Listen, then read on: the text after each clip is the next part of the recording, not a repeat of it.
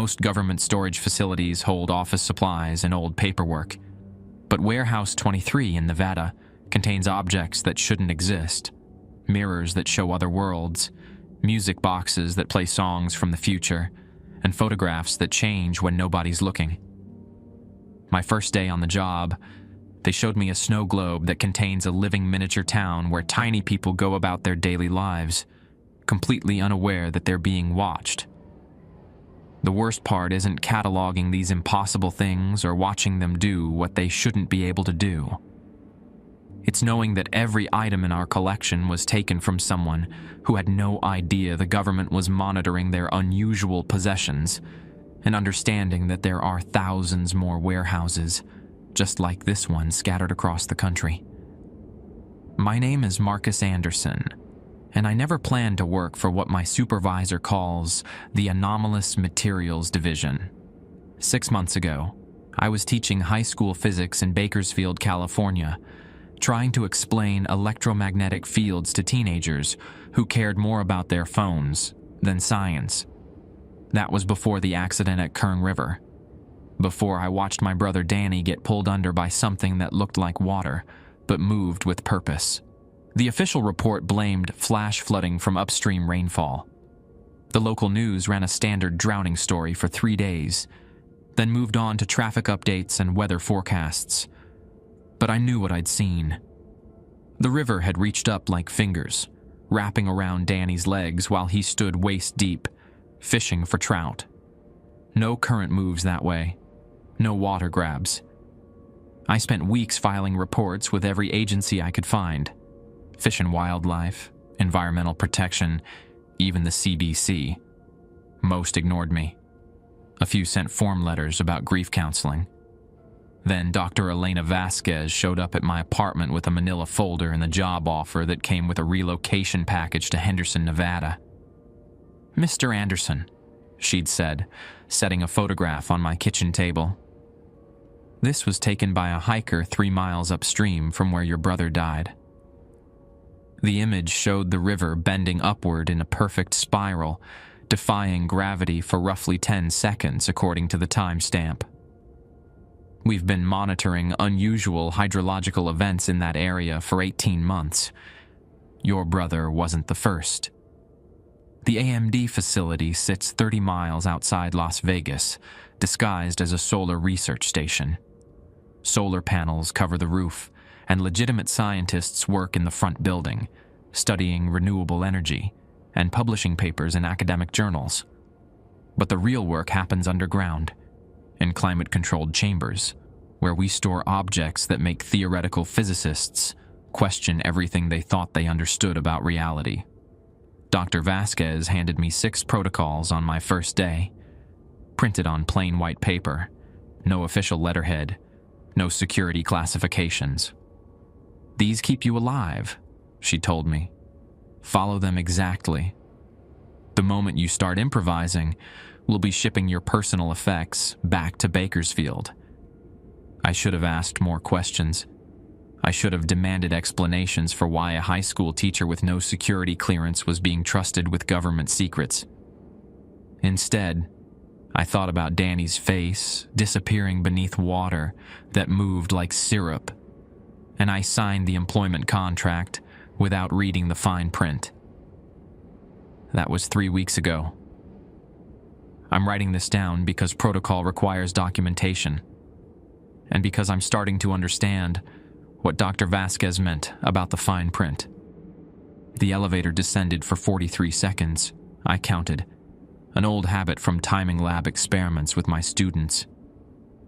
When the doors opened, I stepped into a corridor that belonged in a medical facility rather than a government warehouse. White walls, polished floors that squeaked under my shoes, and the smell of antiseptic mixed with something metallic I couldn't identify. Dr. Vasquez walked ahead of me, her heels clicking against the linoleum. She wore a lab coat over business clothes, and her dark hair was pulled back in a bun, secured with what looked like a vintage hairpin. Everything about her suggested precision. The way she checked her watch, how she swiped her key card without breaking stride, the manner in which she adjusted her glasses before speaking. "Your primary responsibility involves documentation," she said, stopping at a door marked Storage Level C. "Every object requires detailed observation logs. Date, time, behavioral changes, temperature fluctuations. Think of it as scientific method applied to things that shouldn't follow scientific laws." The storage room beyond the door stretched further than the building's exterior dimensions should have allowed. Rows of metal shelving extended into shadows that seemed deeper than adequate lighting should permit. Each shelf held tagged items, some in glass cases, others in sealed containers, a few sitting openly as if they were ordinary artifacts in a museum. "Your workstation." Dr. Vasquez gestured toward a desk positioned near the entrance. A computer terminal, clipboard, and digital camera sat beside a thermos of coffee that was still steaming. "Someone brought this for you this morning, though our security cameras show no one entering the building before 6 a.m. I stared at the thermos. The coffee smelled like the blend I used to brew at home, a specific brand from a shop in Bakersfield that my ex-wife had introduced me to years ago. "That's," I began, "item C-247. It appeared on the desk assigned to every new employee for the past 8 years. We've tested the coffee extensively. Safe to drink, though it always matches the recipient's preferred preparation exactly." Dr. Vasquez made a note on her tablet.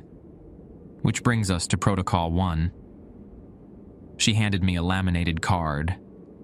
The text was simple, printed in standard bureaucratic font. Protocol 1. Accept gifts from unlisted sources. Document everything. Do not attempt to refuse or discard items that appear on your workspace. Consumption is permitted after initial documentation.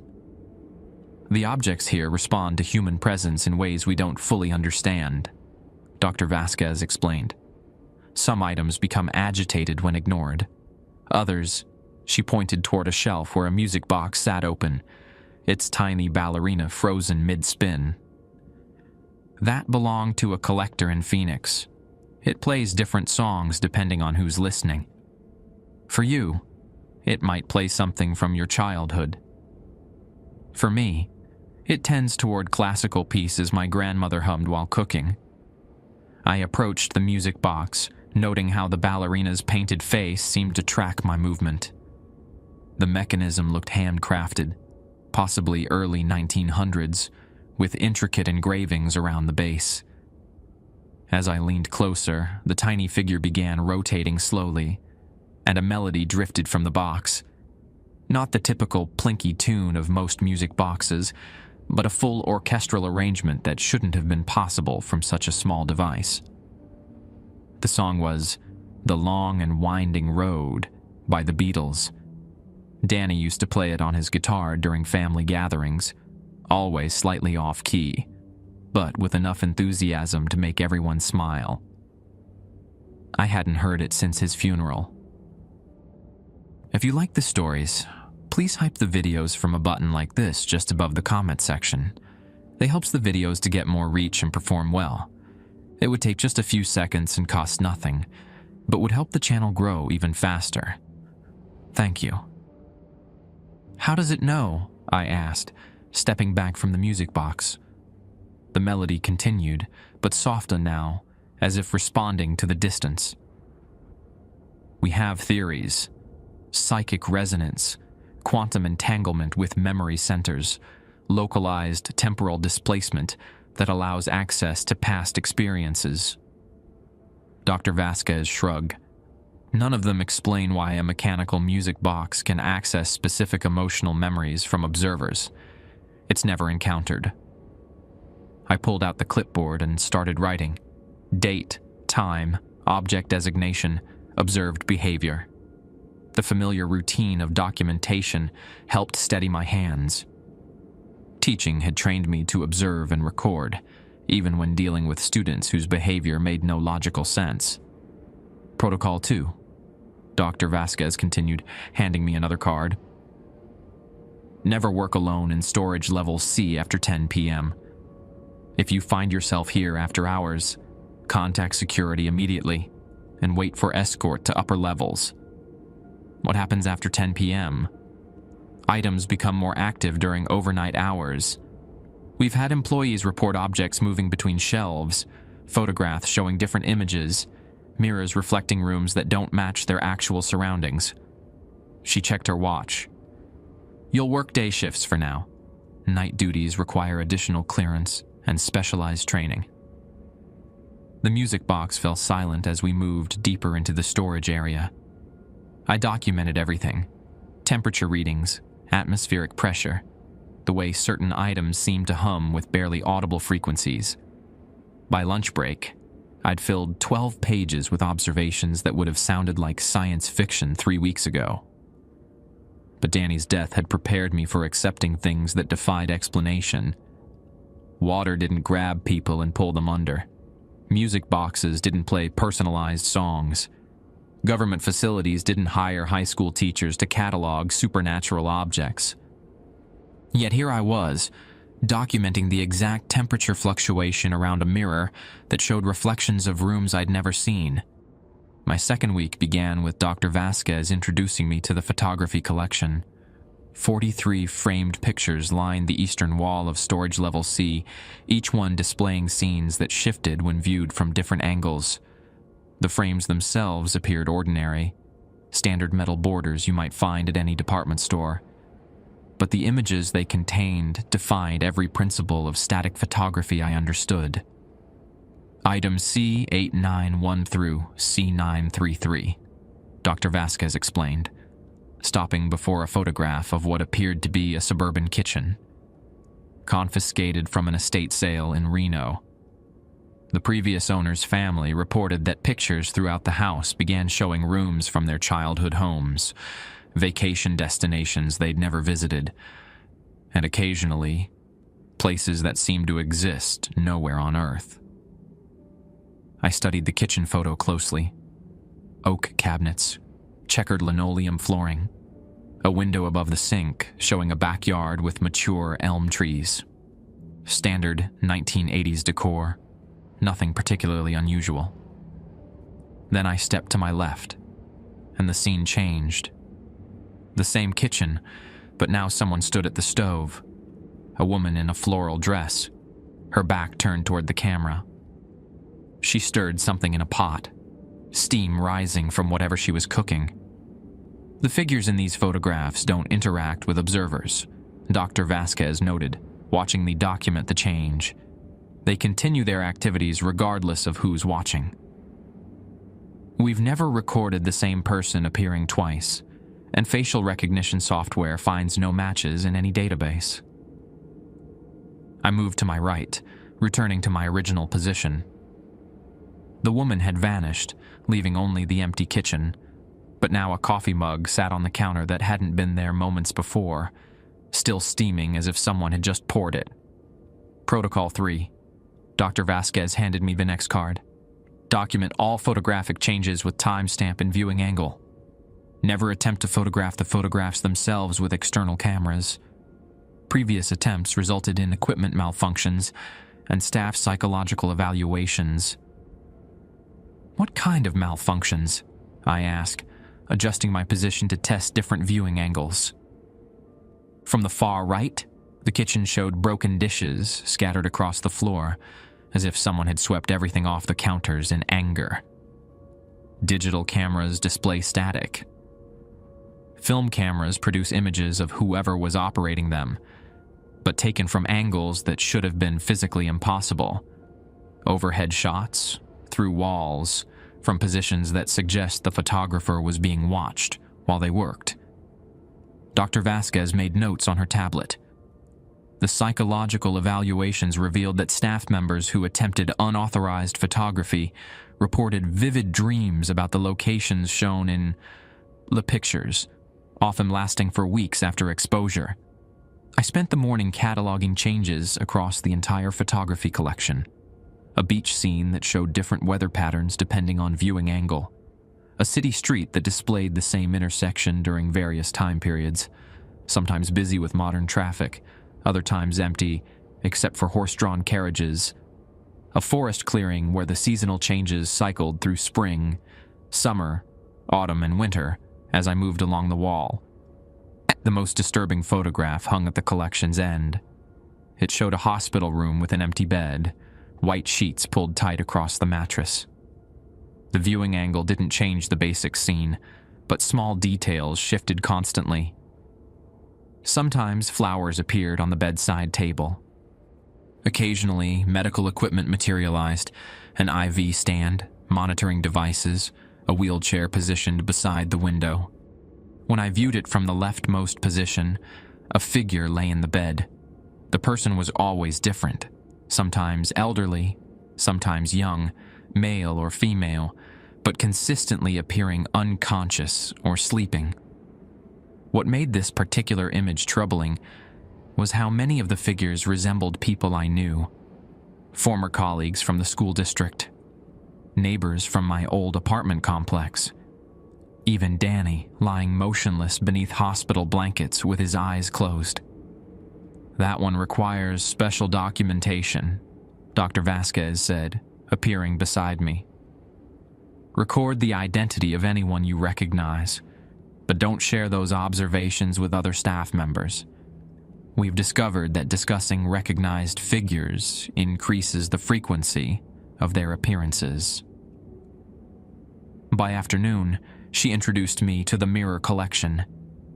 7 antique mirrors, each one reflecting something other than the room they occupied. Unlike the photographs, these reflections moved in real time, showing active scenes from locations that our research team hadn't been able to identify or verify. "Protocol 4, Dr. Vasquez explained, positioning herself carefully to avoid direct sight lines with any of the mirror surfaces. "Never make eye contact with figures in the reflections. Observe peripheral activity only. If a reflected figure attempts to communicate with you, leave the area immediately and file an incident report." The first mirror showed a library I didn't recognize. Tall wooden shelves, leather-bound books, reading tables occupied by people in clothing from various historical periods. A woman in 1940s attire sat at one table, writing letters by hand. At another table, a man in modern business clothes typed on a laptop computer that definitely hadn't existed when the woman's outfit was fashionable. "Time displacement theory," Dr. Vasquez noted, following my observations. "The mirrors may be showing the same locations across different temporal periods, or they might display parallel dimensions where historical progression followed alternative patterns." I documented everything carefully, avoiding direct eye contact with the reflected figures while noting their activities. The library patrons appeared absorbed in their work, occasionally looking up to scan the shelves or check reference materials, but never seeming to notice they were being observed from outside their reality. The second mirror displayed what appeared to be a modern office building, but the activities inside made no logical sense. People moved through cubicles in straight lines, turning at perfect 90-degree angles, sitting at desks for exactly the same duration before standing and walking the identical path to a different workstation. Their movements were too synchronized, too precise. Like actors following choreography they'd rehearsed thousands of times. "We've been monitoring that particular reflection for 6 months, Dr. Vasquez said. "The figures repeat the same pattern every day. Same movements, same timing, same sequence of activities. We haven't observed any variation in their routine." The third mirror showed a playground at night, empty swings moving in wind that didn't affect the surrounding trees. Occasionally, a child would appear on one of the swings, pumping their legs to gain momentum before vanishing mid-arc, leaving the swing to gradually slow to a stop. I was documenting the swing patterns when movement in my peripheral vision caught my attention. In the fourth mirror, someone was waving, not at the scene within the reflection, but directly toward the mirror's surface, toward me. "Dr. Vasquez," I said, stepping back from the mirror collection. She looked up from her tablet, then followed my gaze toward the fourth mirror. The figure was still there, still waving, still making direct eye contact with something on our side of the reflection. "Incident report," she said calmly, already moving toward the exit. "We'll discuss Protocol 5 tomorrow." As we walked toward the elevator, I could feel the figure in the mirror watching us leave. They never stopped waving. The incident report took me 40 minutes to complete. Dr. Vasquez had provided a template with specific fields, object designation, time of contact, nature of interaction, emotional response, and recommended follow-up actions. The form felt clinical, designed to reduce extraordinary events to data points that could be filed and analyzed. The figure maintained eye contact for approximately 30 seconds, I wrote. Appeared to be male, mid-30s, wearing what looked like a blue work shirt. Waving motion was consistent and directed specifically toward my position. Dr. Vasquez reviewed my report the next morning, making notes in the margins with a red pen. She'd changed her usual business attire for something more practical: khaki pants, a polo shirt with the facility's solar research logo, and comfortable walking shoes that suggested we'd be covering more ground than usual. "Protocol 5, she said, leading me through a security door I hadn't seen before. Never respond to direct contact from reflected figures. No waving back, no verbal acknowledgement, no gestures of any kind. Interaction attempts create what we call bridges, connections between our reality and whatever dimension these mirrors access. The new area beyond the security door felt different from storage level C. The air was warmer, with a humidity that reminded me of summers in the Central Valley. Emergency lighting cast everything in amber tones, and the concrete walls showed water stains despite the facility's desert location. "Sub-level D," Dr. Vasquez explained, checking her keycard against a reader beside another door. "Objects here require higher security clearance because they demonstrate active awareness of observers.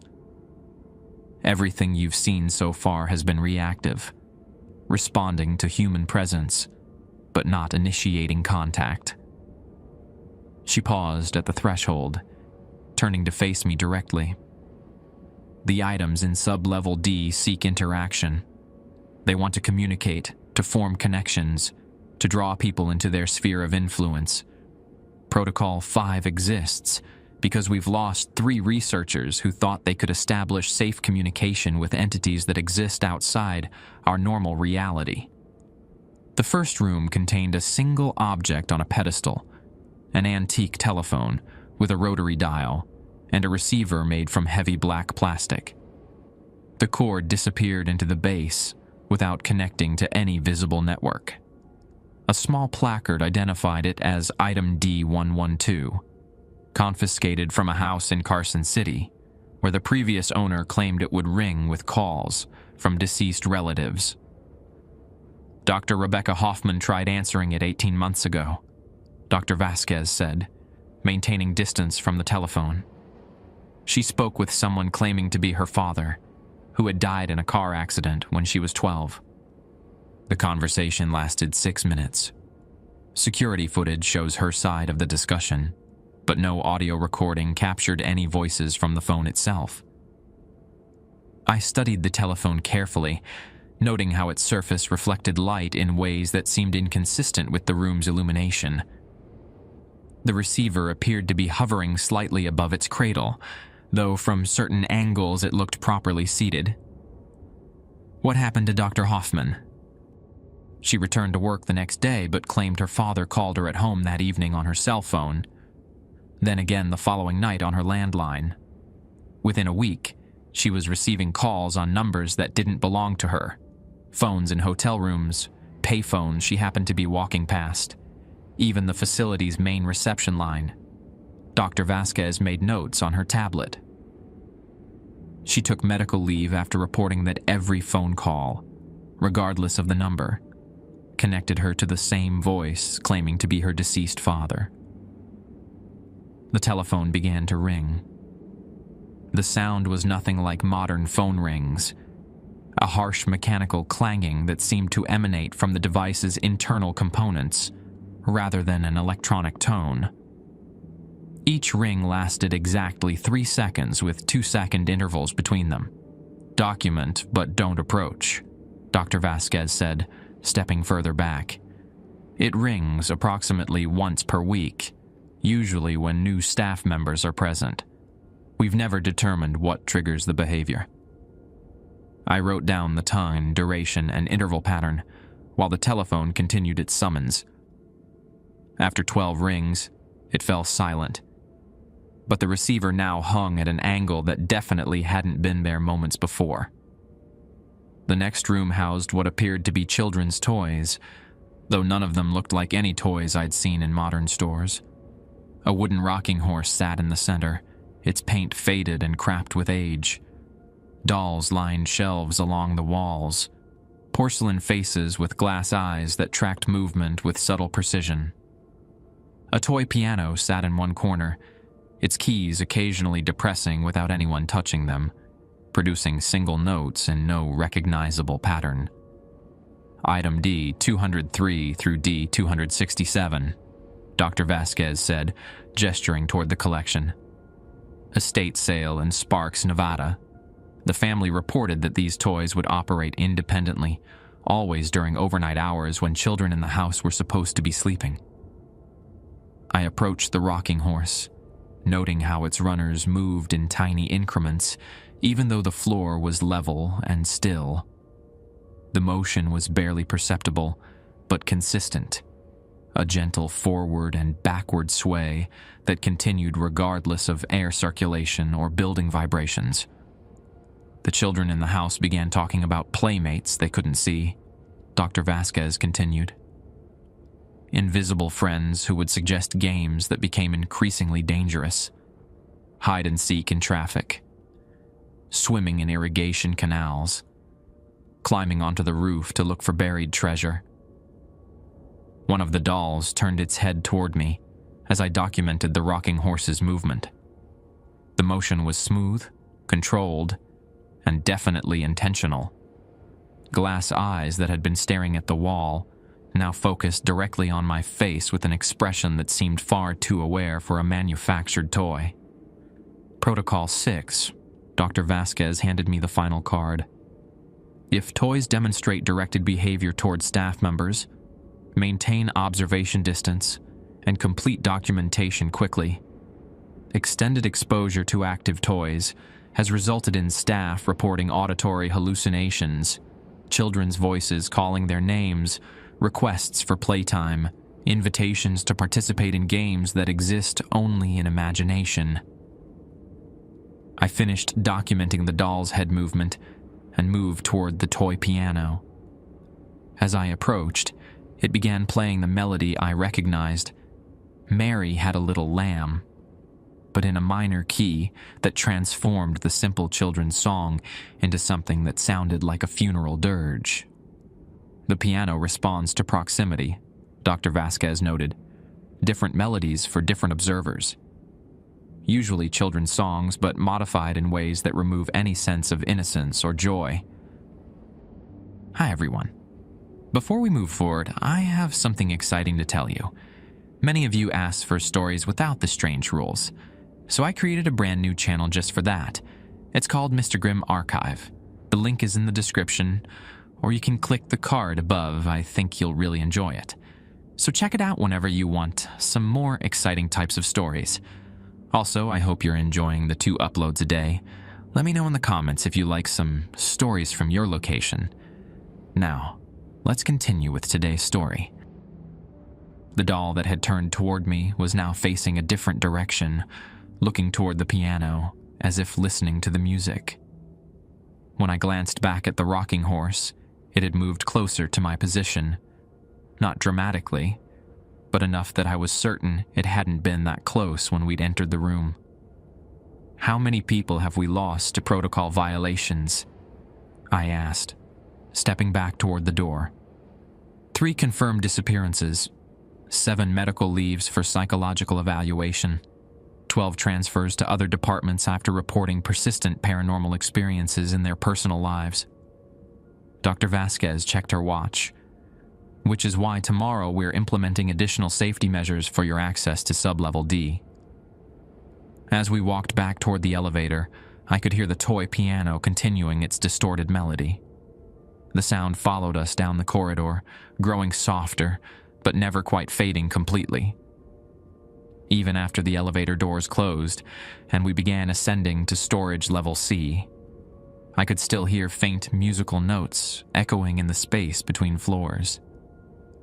That night, lying in my apartment in Henderson, I woke to the sound of "Mary Had a Little Lamb" being played on what sounded like a toy piano somewhere in my building. The melody drifted through the walls in the same minor key I'd heard earlier, but when I checked the hallway, I found only silence and empty corridors. The music continued until dawn, always just quiet enough that I couldn't pinpoint its source. My 3rd week started with a personnel change. Dr. Vasquez informed me that I'd be working with a partner, Jake Whitmore, a former crime scene photographer from Las Vegas Metro, who'd been transferred to the facility after photographing evidence that couldn't be explained through conventional forensics. Jake specializes in documentation techniques for objects that resist standard recording methods, Dr. Vasquez explained as we waited by the elevator. His experience with anomalous visual phenomena makes him ideal for training new researchers in advanced observation protocols. Jake appeared exactly on time, carrying a camera bag that looked like it had survived several war zones. He was younger than me, probably early 30s, with the kind of focused intensity that comes from years of photographing crime scenes where details matter more than comfort. His handshake was firm, and he met my eyes directly when speaking, a habit that would become problematic in our line of work. "Anderson, right? High school teacher turned government researcher." He adjusted his camera strap. "Dr. Vasquez says you're adapting well to the documentation requirements. That's good. Most people struggle with accepting that normal rules don't apply down here." We descended to storage level C, where Jake immediately began examining my previous work logs. He flipped through pages of observations, nodding occasionally at specific entries, making notes in margins with a pencil that he kept perfectly sharpened. "Your documentation style is solid," he said, reaching the entries about the mirror collection. "But you're missing temporal data. These objects operate on schedules we don't fully understand. Time of day affects behavior patterns. Atmospheric pressure changes how they respond to observers. Even the phase of the moon influences some items." Jake led me to a section of storage level C I hadn't seen before, a climate-controlled chamber containing objects that required specific environmental conditions. The temperature was kept at exactly 68 degrees, with humidity levels monitored by digital sensors that logged data every 30 seconds.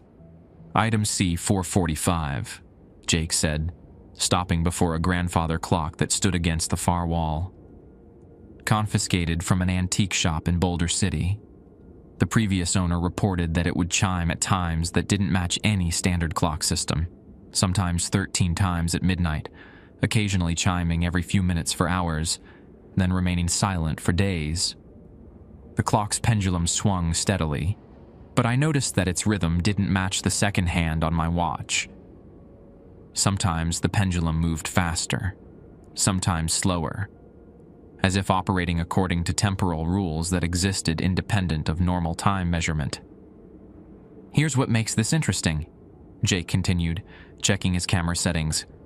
"The clock chimes correspond to significant events in the lives of people who spend extended time near it. Dr. Martinez documented 17 chimes the day before her mother's funeral. Thompson heard 24 chimes the morning his wife went into labor." I studied the clock's face, noting how the hands pointed to different times depending on viewing angle. From my position, it showed 3:47. When I moved 3 feet to the left, the hands indicated 11:23. Jake observed from the right side and reported seeing 8:15. Each observer sees different times, Jake explained, taking photographs with a camera that had been modified with filters and lenses I didn't recognize. But the chimes happened simultaneously for everyone in the room. We theorized that the clock displays personally significant times, moments of importance from each observer's past or future. As if responding to our discussion, the clock began chiming. Deep, resonant tones that seemed to come from within the mechanism itself, rather than from any visible bell or chime system. I counted each chime carefully. 1, 2, 3, continuing until it reached 15. 15 chimes, Jake noted, writing in his observation log. That's unusual. Most documented sequences fall between 7 and 24. 15 suggests something significant happening either today or in the near future. The clock's pendulum stopped swinging after the final chime. The silence that followed felt heavier than normal quiet, as if sound itself had been absorbed by the mechanism and wouldn't return until the clock decided to release it. We moved to another section where Jake introduced me to objects that demonstrated temporal displacement properties. A music box that played songs from decades it shouldn't have been able to access. A radio that received broadcasts from stations that had gone off the air years ago. A television that showed programs from the 1950s, complete with original commercial advertising for products that no longer existed.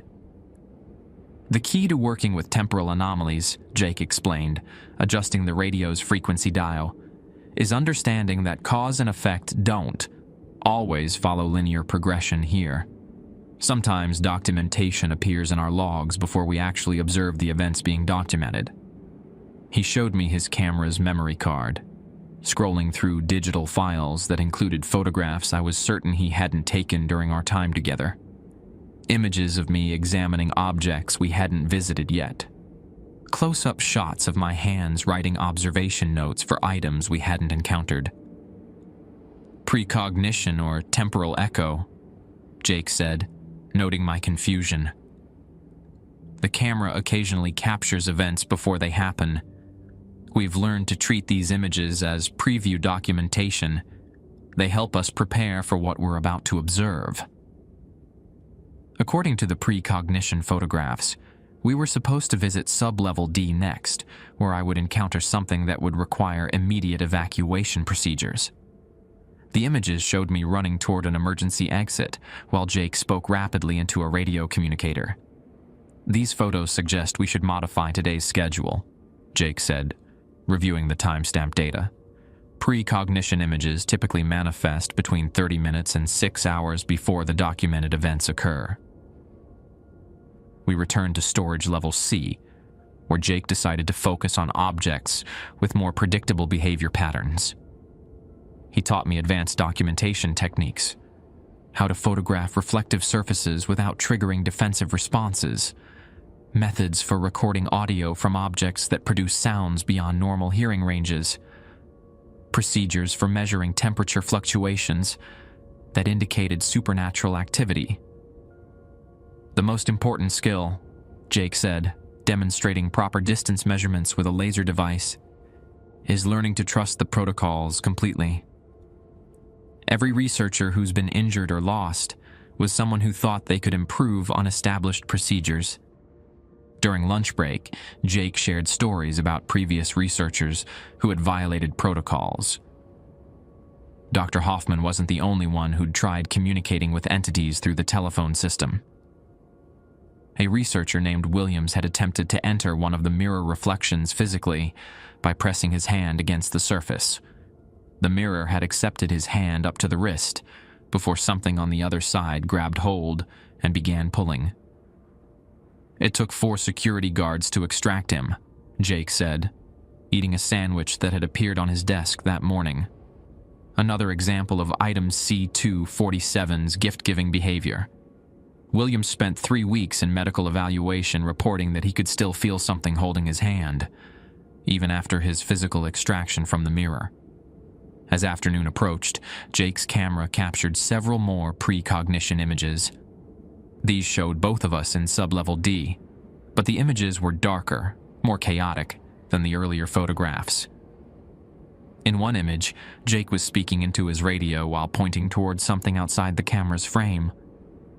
In another, I was backing away from an object with my hands raised in what appeared to be a defensive gesture.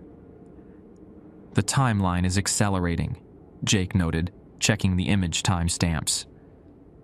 "These events are now predicted to occur within the next 2 hours, instead of later today." At 3:47 p.m., the exact time I'd seen on the grandfather clock earlier, emergency alarms began sounding throughout the facility.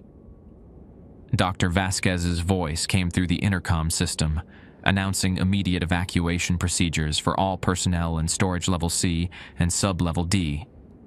Jake grabbed his camera equipment and headed for the emergency exit. "Temporal paradox," he called over the alarm sounds. "The precognition photographs didn't predict future events, they created them." As we evacuated, I realized that the grandfather clock's 15 chimes hadn't been announcing something significant in our futures. They had been counting down to this moment, when our documentation of tomorrow's events would force today's reality to match tomorrow's photographs. The evacuation lasted 3 hours. Jake and I sat in the facility's surface-level break room, drinking vending machine coffee while security teams swept every sub-level with equipment I'd never seen before. Through the windows, I could see personnel in hazmat suits carrying devices that looked like metal detectors crossed with Geiger counters, scanning the air itself for whatever had triggered the emergency protocols.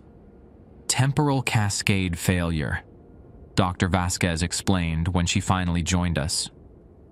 Her usually pristine appearance had been replaced by rumpled clothes and exhaustion lines around her eyes.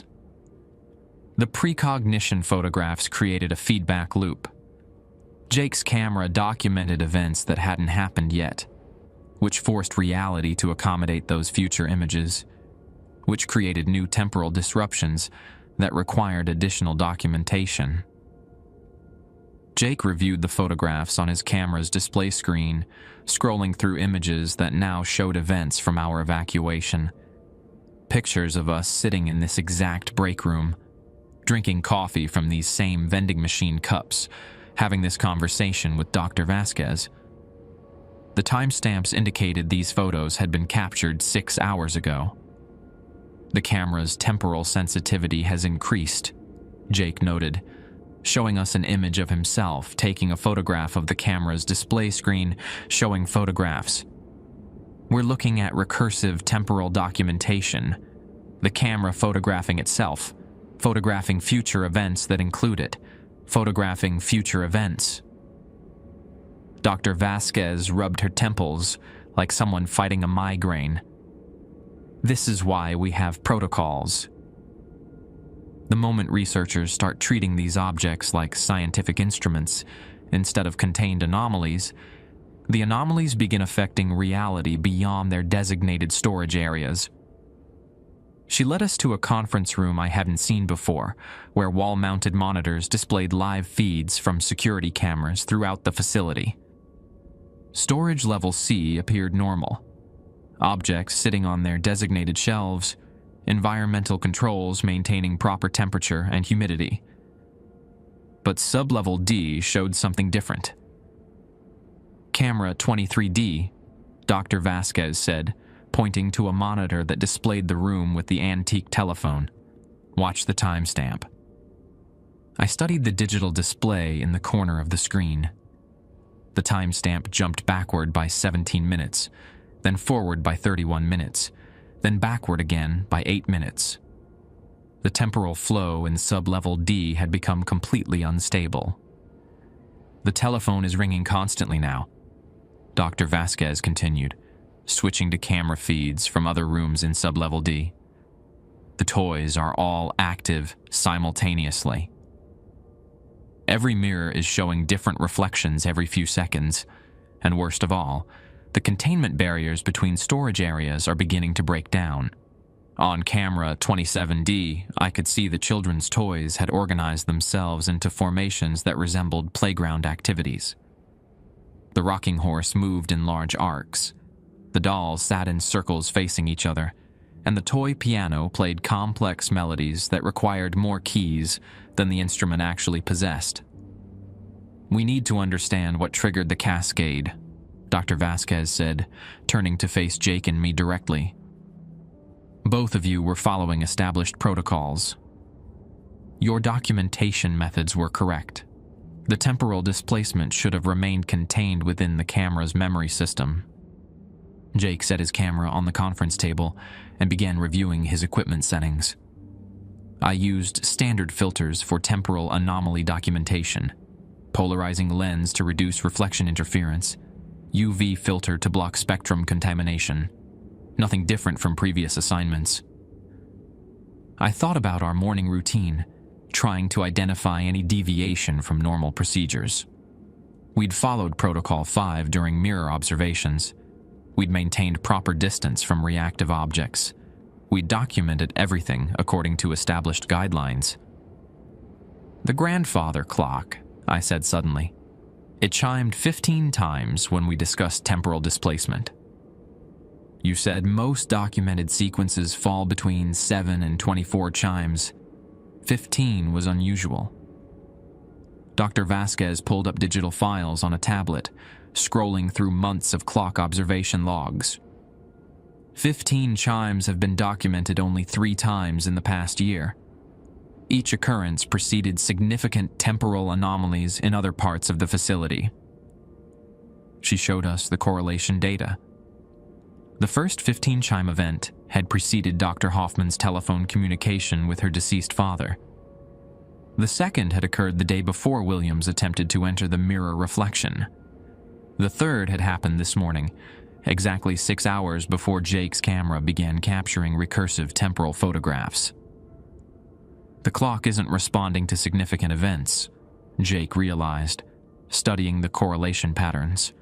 "It's announcing when temporal stability is about to collapse." "It's a warning system," Dr. Vasquez nodded grimly, "which means we've been misinterpreting its function for months. We thought it was predicting personal events for individual observers. Actually, it's been measuring temporal stress throughout the entire facility." She switched the monitors to display different areas of the facility. The correlation became clear once we knew what to look for. In storage level C, several objects were demonstrating increased activity. The music box was playing songs continuously, instead of responding only to observer proximity. The photographs were cycling through their various scenes rapidly, showing multiple time periods within single viewing angles. Even the coffee thermos on my desk was producing different beverages every few minutes. Coffee, tea, hot chocolate, drinks I didn't recognize. "We have approximately 6 hours before the temporal cascade reaches the surface levels," Dr. Vasquez explained. "After that, the anomalies will begin affecting the surrounding area. Henderson, Nevada will experience temporal displacement events. Local residents will encounter objects and people from different time periods. Reality will become unstable across a 20-mile radius." Jake was already assembling his equipment. "What's the containment procedure?" "Manual reset of all temporal anomalies. We need to return every object to its baseline state before the cascade spreads beyond the facility." Dr. Vasquez handed us modified communication devices that looked like walkie-talkies combined with digital cameras. "These have been shielded against temporal interference. Document everything, but don't attempt any direct intervention with objects showing active temporal displacement." We descended to storage level C, wearing protective gear that included sensors designed to detect temporal field fluctuations. The elevator ride took different amounts of time each trip, sometimes 30 seconds, sometimes 2 minutes. sometimes seeming to move between floors that shouldn't have existed. The storage area had transformed since our evacuation. Objects had moved from their designated positions, rearranging themselves into configurations that followed no logical organizational system. The music box sat beside the grandfather clock, both instruments producing synchronized melodies that created harmony despite being designed decades apart. The photography collection had expanded. New pictures appeared on the wall between existing frames, showing scenes that flickered between different time periods every few seconds. "Start with the least active items," Jake instructed, documenting everything with his modified camera. "Build toward the major temporal sources gradually." I approached the coffee thermos on my desk, which was now producing a steady stream of different beverages. Each cup I poured contained something different. Sometimes coffee from the Bakersfield shop I'd remembered, sometimes drinks I'd never tasted, occasionally liquids that didn't seem to follow normal physics as they poured. Item C247 temporal displacement confirmed, I reported into the communication device, beverage production cycling through multiple timeline variants, attempting baseline documentation. As I wrote observation notes, the thermos gradually slowed its cycling pattern. The beverages stabilized into consistent coffee production, though still matching my preferred preparation exactly. The temporal field sensors showed decreasing fluctuation levels around my workstation. Documentation appears to stabilize temporal displacement, I reported to Jake, who was working with the photography collection. Detailed observation notes may be acting as anchor points for anomalous objects. Jake confirmed similar results with the photographs. As he documented their rapid scene changes, the images began settling into their normal viewing angle-dependent display patterns. The new pictures that had appeared between existing frames faded away, leaving only the original 43 documented items. We worked systematically through storage level C, using detailed documentation to restore normal temporal behavior to each object. The process was exhausting. Every observation had to be precise, every measurement recorded accurately, every behavioral change noted with timestamp and environmental context. By late afternoon, we'd restored baseline conditions to most of storage level C. The grandfather clock had stopped its erratic timekeeping and returned to displaying different times for different observers. The music box responded only to proximity rather than playing continuously. The mirrors showed consistent reflections instead of rapidly cycling through different dimensions. But as we prepared to tackle sublevel D, Jake's camera captured one final precognition photograph. The image showed both of us in the telephone room, but we weren't alone.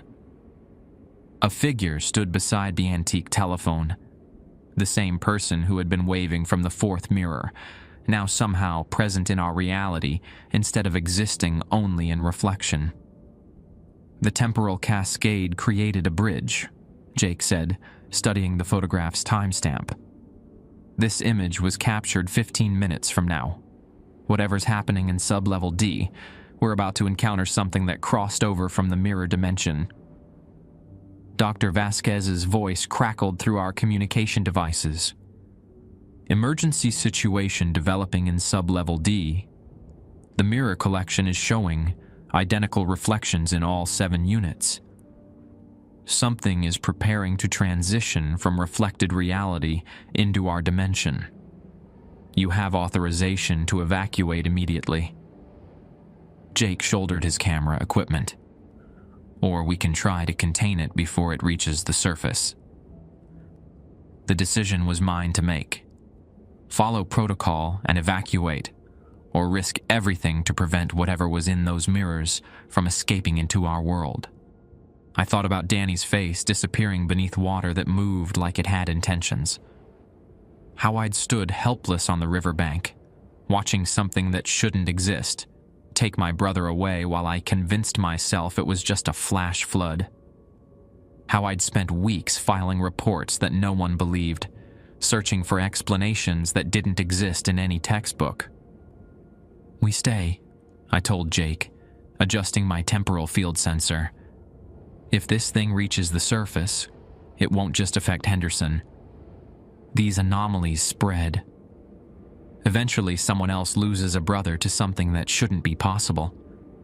Jake nodded, checking his camera equipment one final time. "Dr. Vasquez, we're proceeding to sublevel D for containment attempt.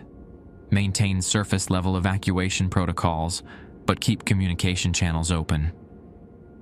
Her response crackled through static that suggested the temporal disruptions were affecting electronic systems. "Understood. Emergency containment team, standing by. You have 20 minutes before mandatory evacuation." The elevator to sublevel D moved differently now. Instead of smooth descent, it lurched between floors as if unsure which level existed at any given moment. The floor indicator cycled through numbers that didn't correspond to the facility's actual architecture. B1, B7, B3, B12, B4. When the doors finally opened, we stepped into a corridor that stretched longer than it had during previous visits. "Environmental changes confirm dimensional instability," Jake reported, photographing the extended hallway.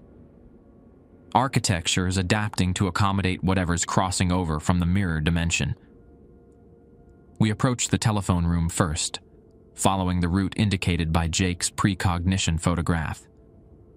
The antique phone was ringing constantly now, its mechanical clanging echoing through corridors that seemed designed to amplify sound beyond normal acoustic principles. Each ring lasted exactly 3 seconds, but the intervals between rings varied, sometimes 2 seconds, sometimes 8, occasionally overlapping so that multiple ring cycles occurred simultaneously. "Item D-112, temporal displacement critical," I documented, noting how the phone's cord now extended across the floor toward the hallway, despite having been contained within its base mechanism during previous observations. Physical boundaries no longer constraining anomalous object behavior. Jake set up his camera equipment to capture whatever was about to manifest. According to his precognition photograph, the figure from the mirrors would appear within the next few minutes, but the exact nature of its arrival remained unclear. "The mirrors," Jake said, pointing toward the end of the corridor where amber emergency lighting reflected off surfaces that shouldn't have been visible from our position. 7 reflective surfaces, showing identical scenes instead of their normal, varied dimensions. We moved toward the mirror collection, maintaining protocol distances despite the emergency situation. All 7 mirrors now displayed the same reflection, a room that looked exactly like the space we occupied, but populated by figures who moved through our environment, as if they belonged there. In the reflection, I could see myself and Jake approaching the mirrors, but we weren't alone. The figure who had been waving from the 4th mirror now stood beside us, pointing towards something outside the reflection's frame. Other figures occupied the reflected space, people in various clothing styles from different historical periods, all moving through the same room, but apparently existing in different temporal layers. "Mirror dimension showing convergence event," Jake documented, taking photographs that would later provide crucial evidence for researchers studying dimensional breach incidents. Multiple timeline variants occupying shared space. The reflection showed the waving figure stepping toward the mirror's surface from the inside. As he approached the reflective boundary, the glass began rippling like water, creating concentric circles that spread outward from the point of contact. "He's coming through," I said, backing away from the mirror collection while maintaining visual contact with the emerging figure. The process wasn't violent or dramatic. The figure simply walked through the mirror's surface as if stepping through a doorway, bringing with him a pocket of altered reality that made the air around him shimmer with heat distortion effects.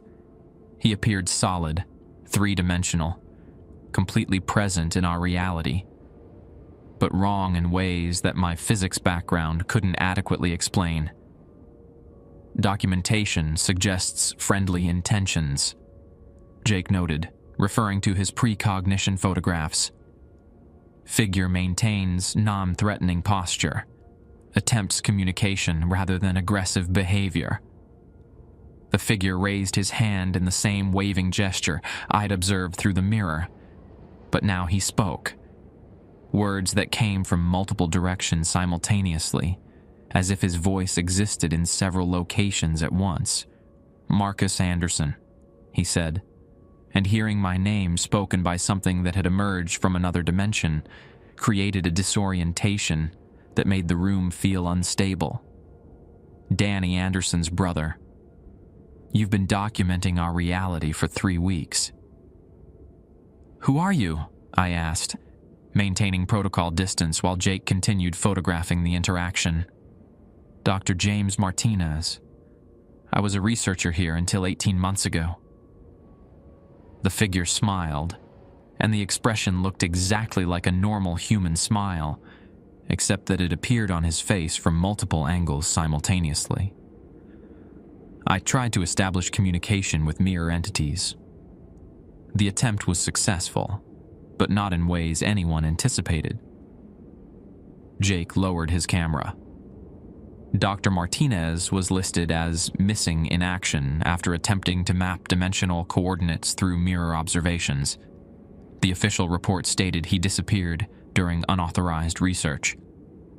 "I didn't disappear," Martinez said, his voice continuing to emanate from multiple points around the room. "I crossed over. The mirror dimension operates according to different physical laws, but it's not dangerous.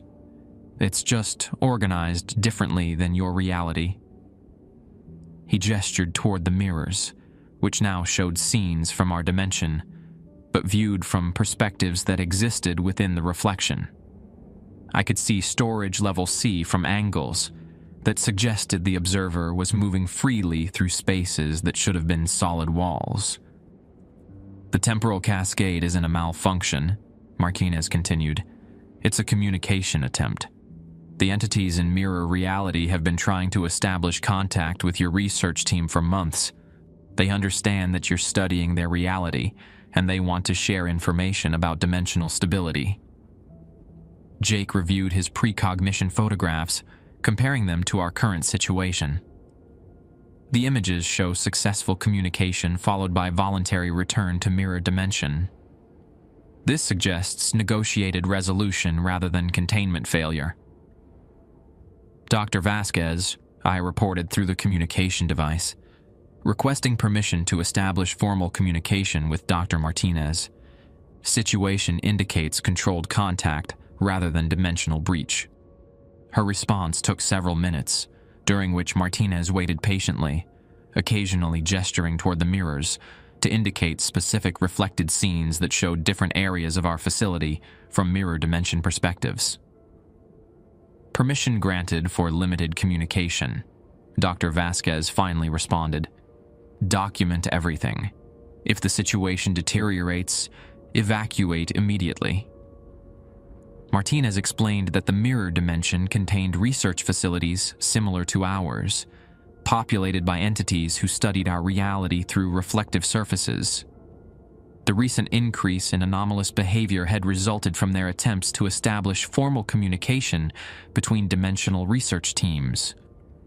"The temporal cascade was designed to attract attention," Martinez said, showing us how to interpret the mirror reflections as communication attempts rather than threatening intrusions. "Your documentation methods create resonance patterns that we can detect from mirror reality. Detailed observation logs appear in our dimension as readable text." He demonstrated by having Jake write a simple message in his observation log. Within moments, the text appeared floating in the air within one of the mirror reflections, translated into symbols that looked like combination of mathematical equations and musical notation. "Bidirectional communication system," Jake documented, photographing the translated text.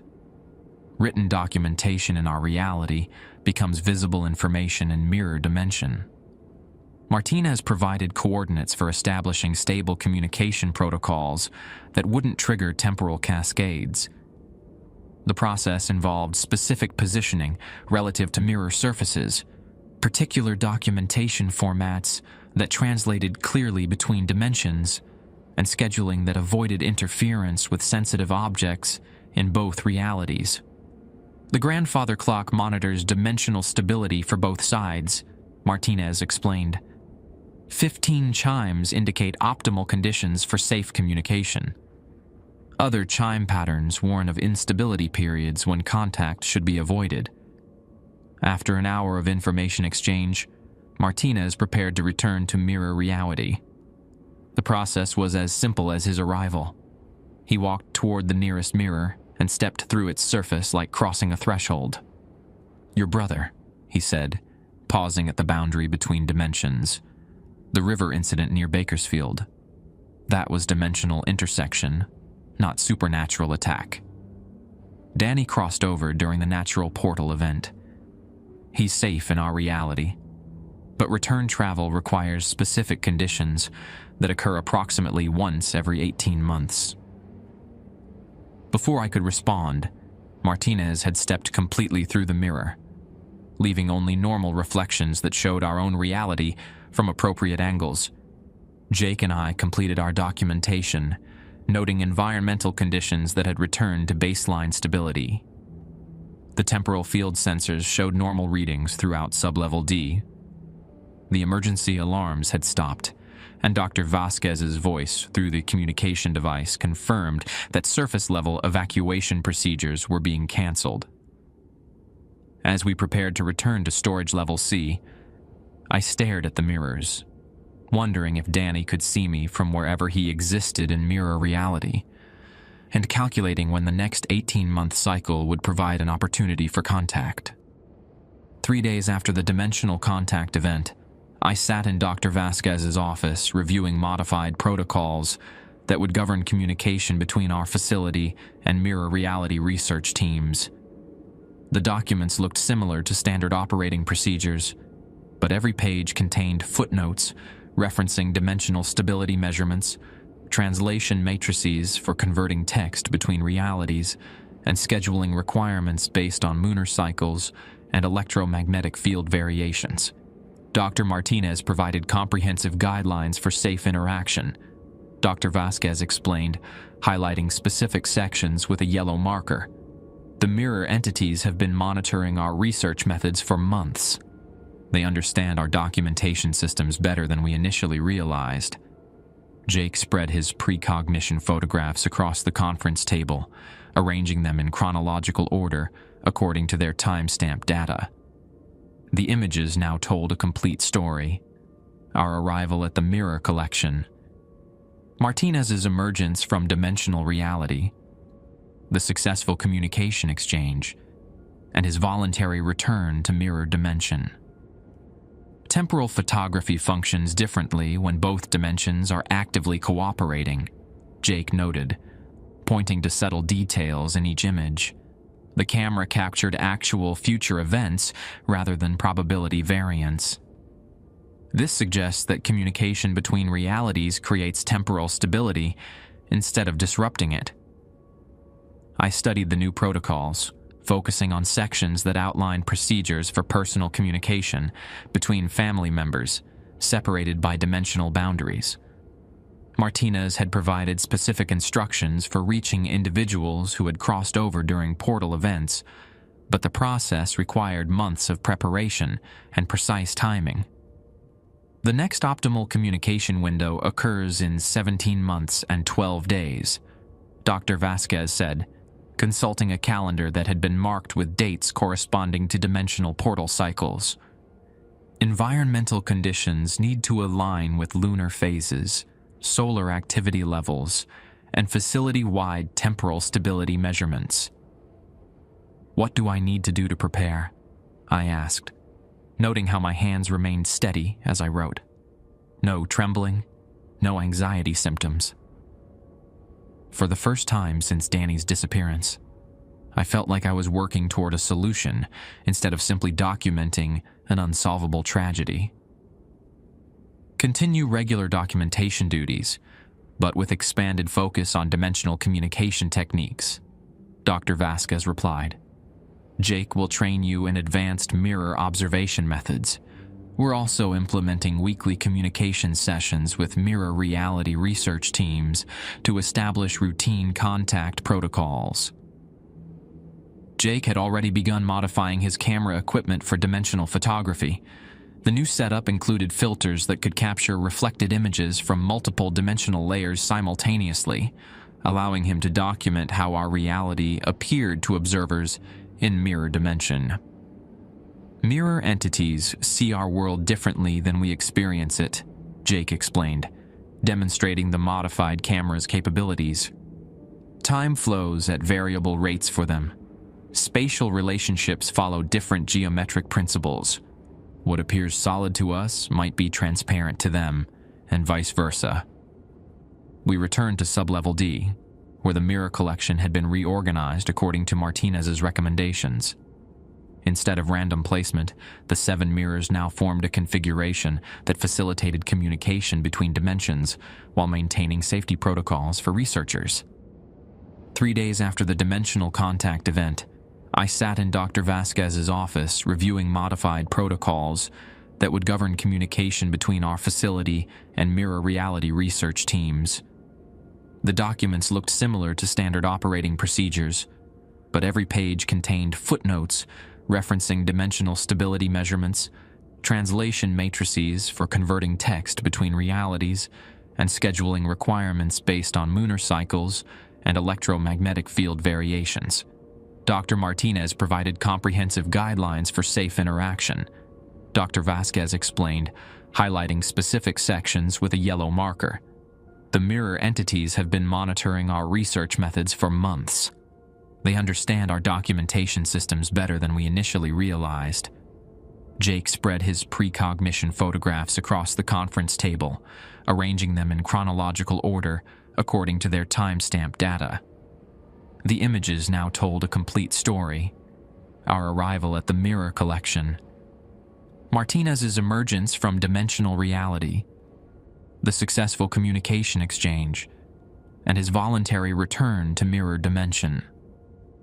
Temporal photography functions differently when both dimensions are actively cooperating, Jake noted, pointing to subtle details in each image. The camera captured actual future events rather than probability variance. This suggests that communication between realities creates temporal stability instead of disrupting it.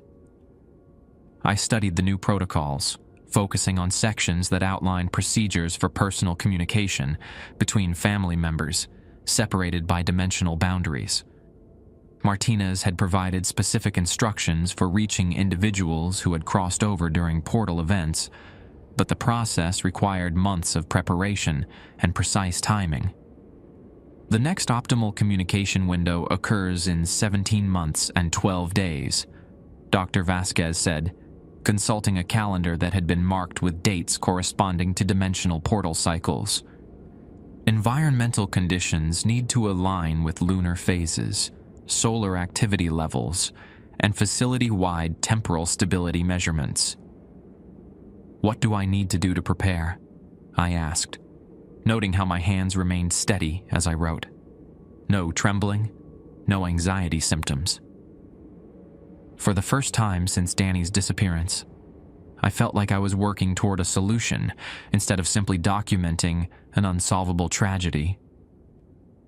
Continue regular documentation duties, but with expanded focus on dimensional communication techniques, Dr. Vasquez replied.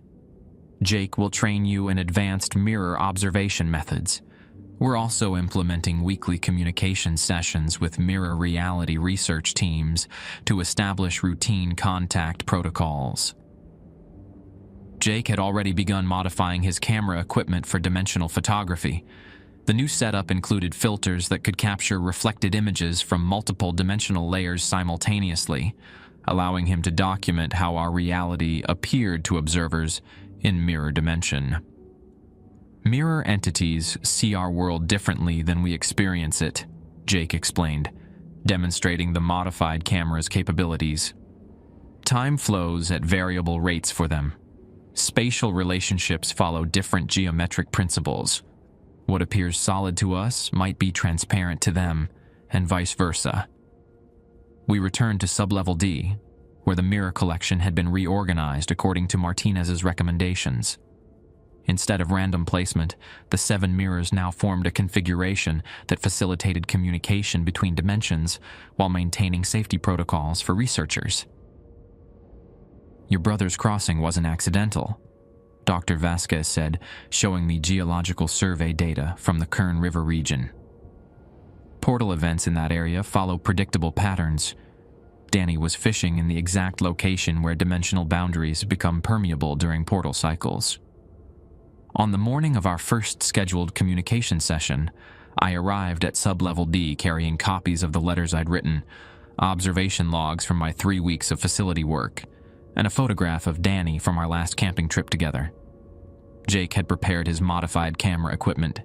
Dr. Vasquez brought communication coordination protocols, and together we approached Near 7 at precisely 0800 hours. The reflection showed an office environment similar to Dr. Vasquez's workspace, but populated by people who moved through the space according to different physical principles. Dr. Martinez appeared in the reflection at exactly the scheduled time, carrying what appeared to be dimensional translation equipment. Communication Session 1 initiated. I reported into the facility's recording system. Dr. Martinez visible in Mirror 7 reflection. Audio contact anticipated through item D, 112, in 30 seconds. The antique telephone began ringing at exactly 830. I lifted the receiver, noting how the weight felt different. Lighter, as if the plastic had been replaced with material that existed partially in both dimensions. "Anderson." Dr. Martinez's voice came through clearly, without the multi-directional effect I'd experienced during his physical manifestation. "Danny's been preparing for this communication session since we received word about your employment with the facility. He's standing by for personal contact." I handed the telephone to Dr. Vasquez for official protocol documentation, then positioned myself in front of Mirror 7 according to Jake's positioning instructions. The reflection shifted, showing a different room where someone waited beside communication equipment that looked like a combination of mirrors and electronic devices. Danny appeared in the reflection, looking exactly as I remembered but wearing clothes I didn't recognize.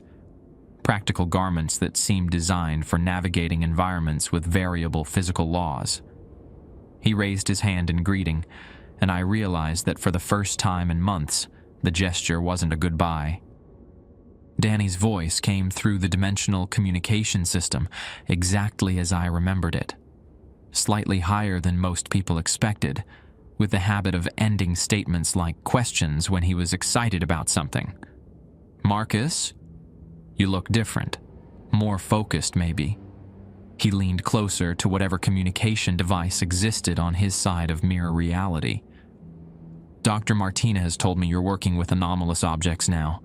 That's pretty wild considering you used to get frustrated when the photocopier jammed at school." I laughed, and the sound felt foreign after months of clinical documentation and protocol adherence. The job found me after what happened at the river. I needed answers. "About the crossing?" "It wasn't traumatic like you probably imagined. One moment I was standing in water up to my waist. Next moment I was in a place where water moves according to intention rather than gravity." Danny gestured towards something outside the mirror's viewing range. "Reality here operates on different principles, but it's not dangerous, just organized differently." Jake documented our conversation, while Dr. Vasquez monitored dimensional stability readings. The grandfather clock in storage level C had chimed exactly 7 times that morning, a pattern that indicated optimal conditions for extended communication sessions. "I want you to know I'm okay," Danny continued. "Better than okay, actually. The research work here involves studying dimensional intersection points throughout multiple realities. I'm helping map portal locations that could eventually allow regular travel between dimensions." He explained how mirror reality contained geographical features similar to our world, but with locations that existed in multiple places simultaneously. The Kern River where he'd crossed over connected to 17 different dimensional variants, each one containing versions of familiar landmarks, arranged according to alternative physical laws. The people here aren't entities or supernatural beings, Danny said, responding to questions I'd been afraid to ask. They're researchers, families, individuals who crossed over during portal events throughout history. Dr. Martinez estimates that dimensional crossings have been occurring for centuries, but only recently have redeveloped communication methods that work between realities. Dr. Vasquez handed me a prepared list of questions developed by the facility's administration. Inquiries about dimensional physics, portal scheduling, and research coordination between realities. But I set the list aside and asked the question that mattered most. Do you want to come back? Danny was quiet for several moments, consulting with someone outside the mirror's viewing range. The portal cycle that would allow return travel occurs in 17 months. But Marcus, the research opportunities here are extraordinary. We're mapping how consciousness interacts with dimensional boundaries, studying how memory transfers between realities, documenting how emotional connections create resonance patterns that span multiple dimensions. He paused, then smiled with the same expression I'd seen thousands of times during family gatherings and camping trips.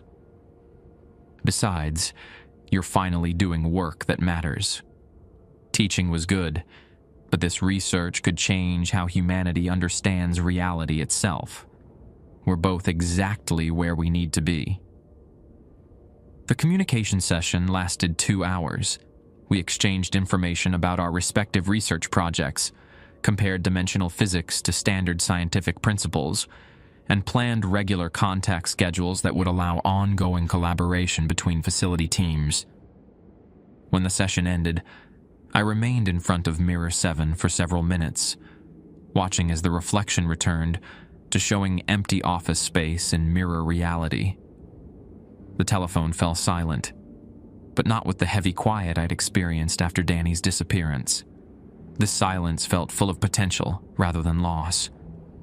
I returned to my workstation in storage level C, where the coffee thermos had produced a fresh cup of the Bakersfield blend I'd shared with Danny during our last camping trip. As I began documenting the communication session, I realized that my observation logs no longer read like scientific reports written by someone trying to understand tragedy through data collection. They read like correspondence between research teams working toward the same goals from different dimensions, connected by protocols that turned anomalous objects into communication tools, and united by the understanding that reality contains more possibilities than any single dimension could contain. Item C-247 continues producing perfect coffee every morning, and I've stopped questioning how it knows exactly what I need.